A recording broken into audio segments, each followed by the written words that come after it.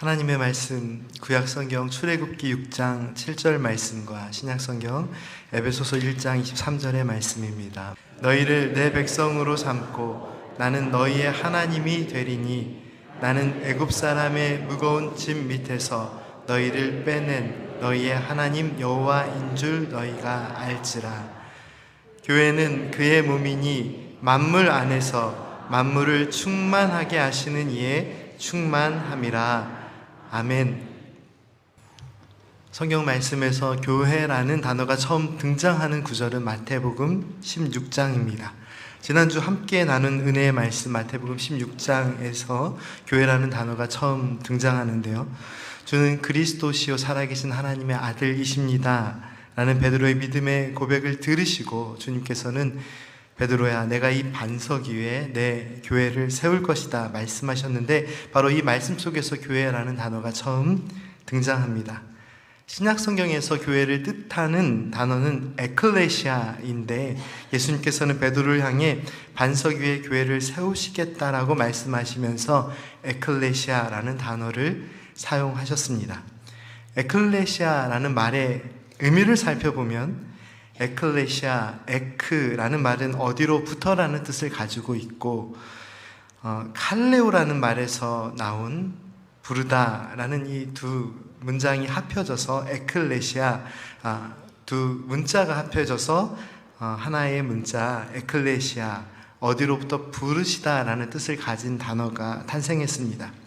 이러한 이해를 기초로 교회는 세상으로부터 불러내셔서 하나님 나라 백성으로 또는 하나님 자녀로 부르심을 받은 공동체를 의미한다고 우리는 교회에 대한 기본적인 이해를 가지고 있습니다. 이러한 교회에 대한 기본 이해는 우리에게 교회가 하나님의 부르심 가운데 있음을 상기시켜 줍니다. 그러나 하나님의 부르심 가운데 있다는 성경적 의미가 무엇일까요? 교회라는 말을 의미할 때 우리의 관심은 세상으로부터 부르셨다라는 것에 초점을 맞춰 이해하고 있습니다. 그러나 정말 중요한 이해는 어디로 부르셨는지, 세상으로부터 부르셔서 어디로 향하여 부르셨는지를 이해하는 것입니다. 하나님께서 믿음의 공동체를 어디를 향하여 부르셨는지에 대한 이해를 위해 먼저 구약 성경의 말씀의 은혜를 함께 나누겠습니다. 하나님께서는 이스라엘 백성들을 그들이 고통받고 있던 애굽으로부터 부르셨습니다. 어디로부터 부르셨나? 이 교회에 대한 이해를 가질 때 어디로부터 부르셨다, 애굽으로부터 부르셨다, 이 이해에만 멈춰 있으면 온전한 그 하나님의 부르심에 대한 이해가 되는 것은 아니겠죠. 하나님께서는 이 백성들을 애굽으로부터 부르셔서 하나님께서 약속하신 은혜의 땅으로 가라고 말씀하십니다.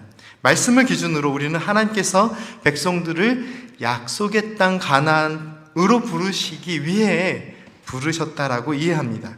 그렇다면 약속의 땅으로 부르신 목적이 무엇이었을까요? 그들에게 조금 더 좋은 땅, 아름다운 땅, 풍요로운 땅에서 살게 하심이 목적이었을까요? 출애굽기 말씀에서 하나님께서 모세를 부르시고 아론과 함께 바로에게 보내시면서 명령하십니다. 바로에게 가서 내 백성을 보내라 라고 전하라고 말씀하십니다. 그러나 내 백성을 보내라, 이 말씀이 전부는 아닙니다. 더 중요한 이해가 바로 뒤에 있습니다. 출애굽기 5장 1절 말씀을 보면 내 백성을 보내라 하신 이유가 분명하게 설명이 되어 있는데요. 그들이 광야에서 내 앞에 절기를 지킬 것이다 라고 말씀하십니다. 내 백성을 보내라, 그러면 내 백성이 광야에 가서 절기를 지킬 것이다 말씀하십니다. 절기를 지킨다는 의미가 무엇입니까? 하나님께 바른 예배를 드리는 것, 그것이 절기를 지킴의 목적이죠. 이 말씀은 가나안 땅이 아니라 광야로 부르셨다라고 선포하고 있습니다. 사랑하는 성도들, 우리는 지금까지 하나님께서 이스라엘 백성들을 광야에서 애굽에서 불러내어 가나안 땅 들어가게 하셨다, 가나안 땅 들어가게 하시려고 부르셨다, 젖과 꿀이 흐르는 땅으로 부르셨다라는 이해에 멈춰 있습니다. 그러나 말씀은 우리에게 어떻게 선포하고 있습니까? 광야로 부르셨다라고 말씀하십니다. 광야는 잘못된 길이 아닙니다. 광야에서 고통받고 어려움을 당할 때 백성들은 왜 우리를 이곳에 두셨는가 고민하고 불평하지만 하나님께서는 광야에 두시기 위해 그들을 부르셨습니다. 그런데 광야에 두시는 것 자체가 목적은 아니었습니다. 진짜 목적은 무엇인가요? 하나님을 섬기라고, 하나님을 예배하라고, 절기를 지키라고, 그것을 위하여 부르신 것이죠. 바로는 하나님의 백성을 보내라는 명령에 거부합니다. 그래서 하나님의 뜻에 따라 재앙들이 하나둘 시작됩니다. 바로가 백성들을 보내는 것을 거부하자 하나님께서는 모세를 다시 보내서 바로에게 이렇게 선포하라고 가르쳐 주십니다. 출애굽기 7장 16절 말씀인데요, 함께 읽겠습니다.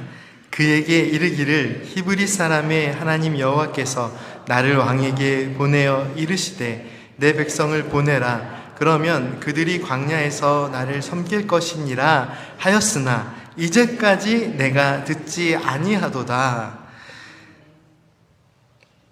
이전 말씀에서도 그렇고 이 말씀이 7장 16절에서만 멈추는 것이 아니라 8장에서도 9장에서도 계속 반복됩니다.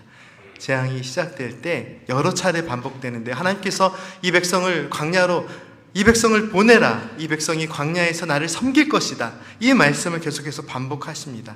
하나님께서는 하나님의 백성들을 광야로 불러내어 하나님을 섬기라고, 하나님을 예배하는 백성 삼겠다라고 말씀하십니다.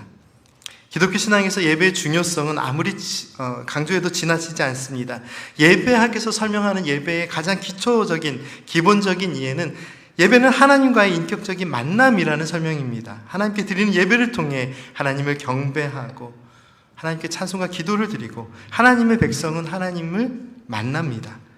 하나님과 인격적인 만남이 이루어질 때 하나님께서 주시는 은혜와 사랑이 넘침을 우리는 확인할 수 있죠. 하나님께서 하나님의 백성들을 부르신 이유가 무엇일까요? 하나님을 예배하라 말씀하십니다. 그 예배 가운데서 하나님께서 만나 주시겠다라고 하십니다. 그렇다면 그 장소가 광야이든 가나안이든 무엇이 중요할까요?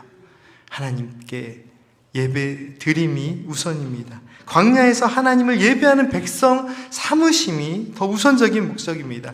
우리는 하나님의 은혜를, 하나님의 이끄심을 언제나 지리적인 이동, 물질적인 이동, 어떤 우리의 뜻이 이루어지는, 우리의 생각 속에 무언가가 이루어지는 것들을 기대하기 쉽습니다.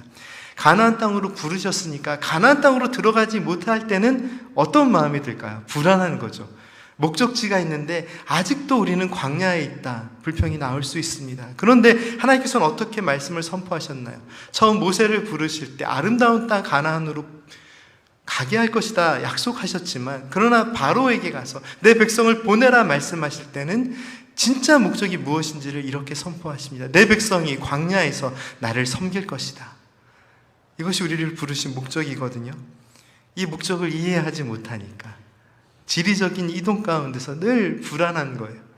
한국 땅에서 캐나다로, 이 캐나다에서 살아가는 것이 어느 날은 은혜로 느껴지다가 힘들고 어려울 때는 내가 왜 이런 고통 가운데 있나 느낄 수도 있는 것이 사람의 마음이죠.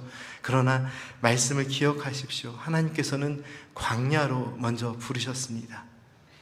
어떤 의미인가요?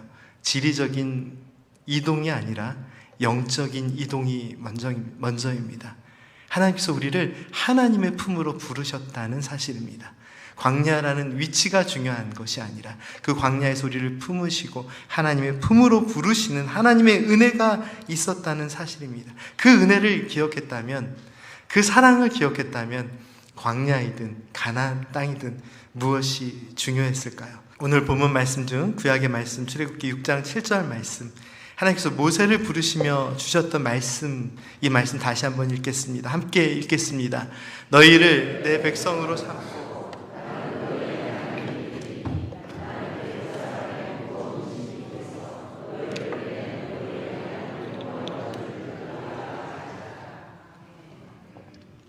하나님께서는 이 백성을 하나님의 백성으로 삼으셨고 너희의 하나님이 되신다라고 말씀하시죠. 이 말씀의 궁극적인 의미가 무엇입니까?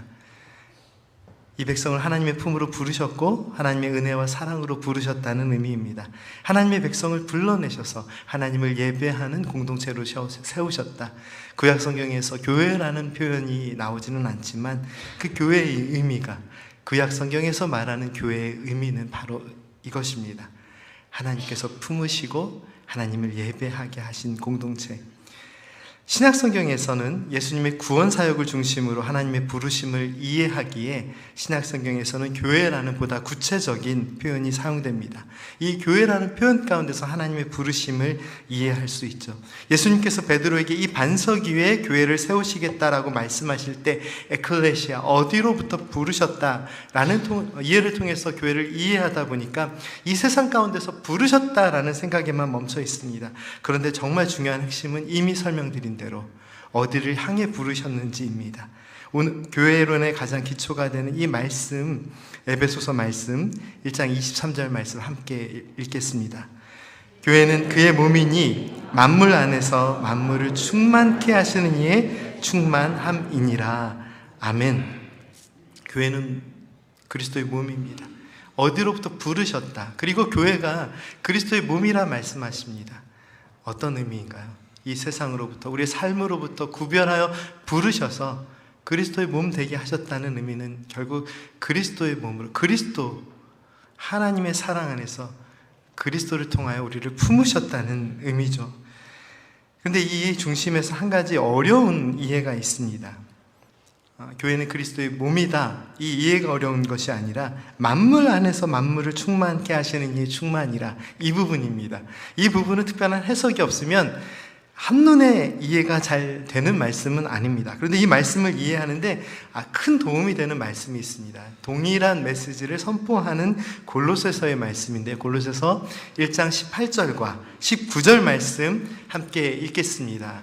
그는 몸인 교회의 머리시라. 그가 근본이시요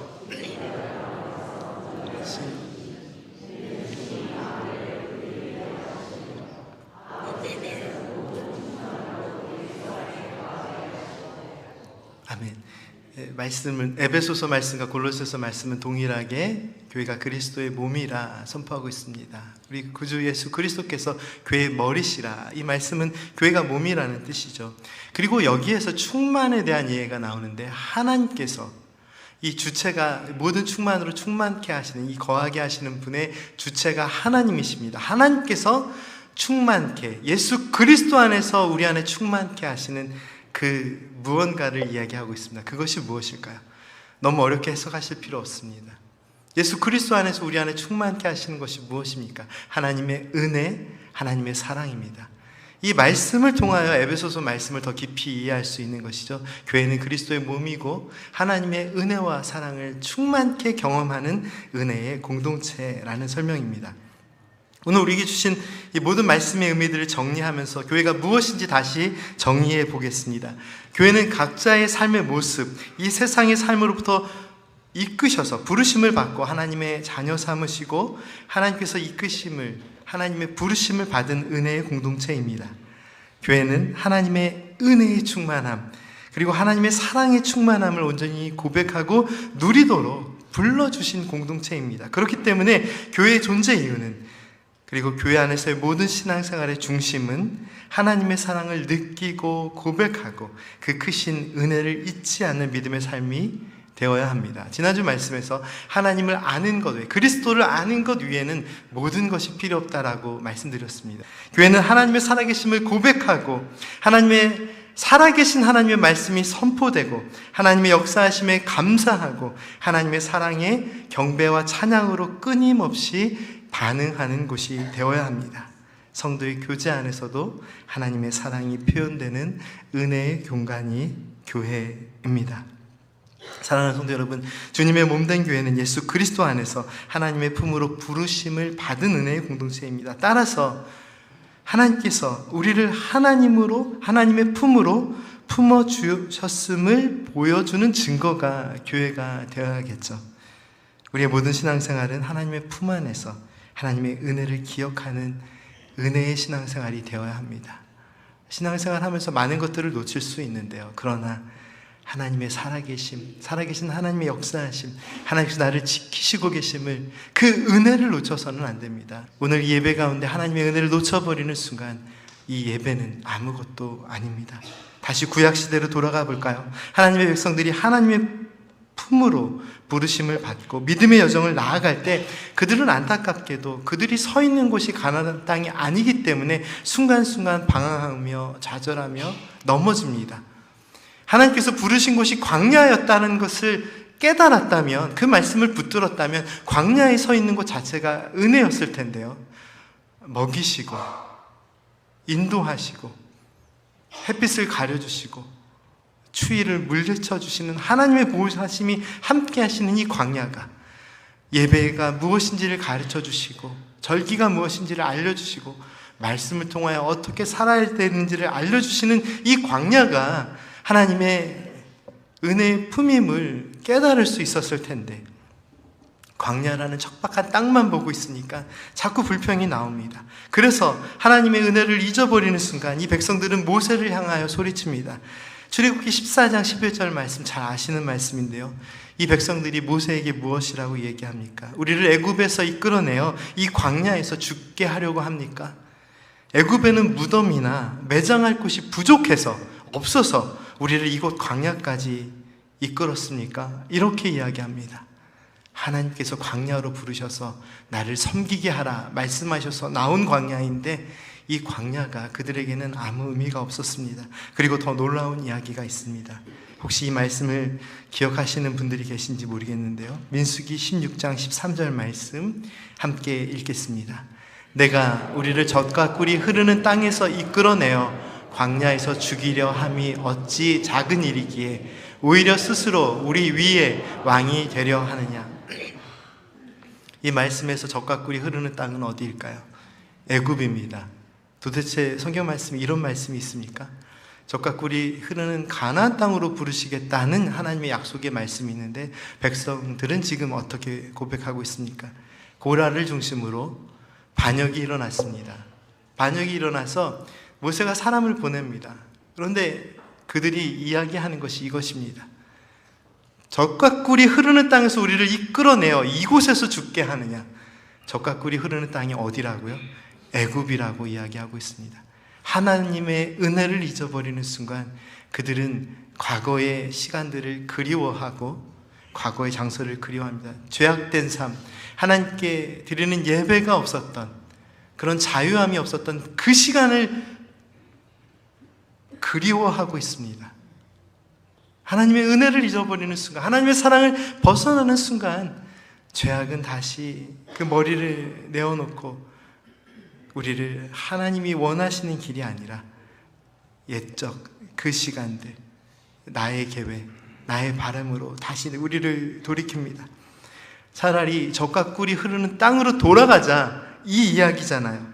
하나님의 은혜에 대한 감사도 사랑도 다 사라지고 나서 이제 애굽으로 돌아가는 것이 차라리 낫지 않냐라고 이야기하고 있습니다. 사랑하는 성도 여러분, 왜 이스라엘 백성들을 애굽으로부터 이끄셨을까요? 젖과 꿀이 흐르는 풍족한 가나안 땅으로 이끄신 것은 맞습니다. 그러나 그 부르심의 핵심은 아닙니다. 나아갈 방향을 정해 주셨으나 그 나아갈 방향 가운데서 이미 하나님의 인도하심, 하나님의 품으로 부르시고 그 광야에서 하나님을 어떻게 예배해야 하는지, 하나님의 사랑이 무엇인지를 가르쳐 주셨습니다.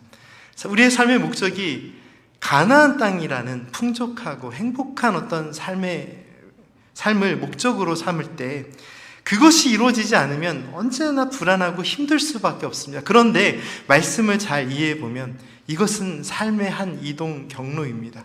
가나안 땅에 살지 못하는 우리는 그러면 하나님의 은혜를 벗어난 사람입니까?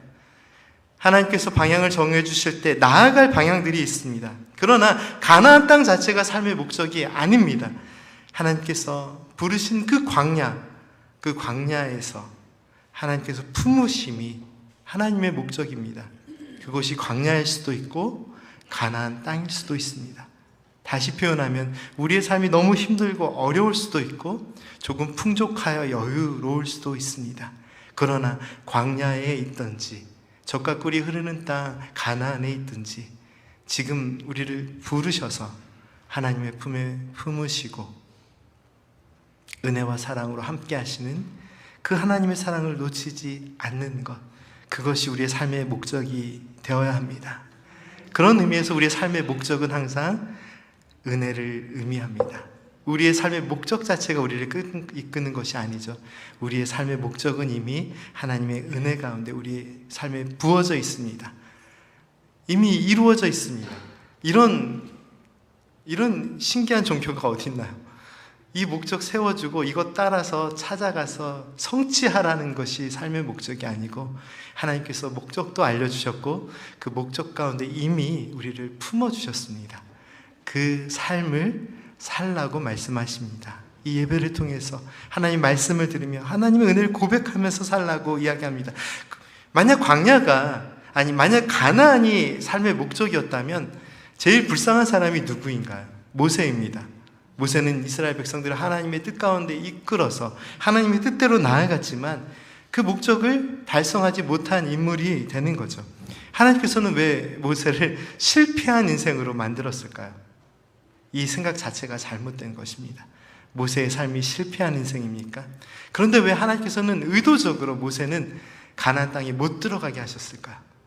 여러 가지 이유가 있습니다. 성경에서 분명하게 해석되는 설명들이 있습니다. 그런데 이 과정들을 깊이 묵상하면 묵상할수록 숨겨진 깊은 의미가 있구나 라는 생각이 듭니다. 그것이 무엇일까요? 가나안 땅 자체가 목적이 아님을 가르쳐 주시기 위함입니다. 가나안 땅에 들어가서 그 풍족한 땅에서 마음껏 하나님께 예배하는 자유를 누리게 하시는 것, 모세도 누리고 싶었던 자유입니다. 은혜입니다. 그러나 모세는 그 은혜를 누리지 못했습니다. 그러나 그 모세를 향하여 하나님께서 무엇이라고 말씀하실까요? 내가 부족한 것이 있어서, 사람들이 다 너를 따라갈 것 같아서, 어떤 이런저런 이유 때문에 너는 가나안 땅은 안 될 것 같아, 이렇게 말씀하실까요? 아닙니다. 너무 편협한 이해입니다. 이미 너에게는 충분하다. 광야에서 내가 너와 함께 했고 너를 내가 이미 품었으니 그 은혜가 이미 족하다. 이 말씀의 은혜가 아닐까요?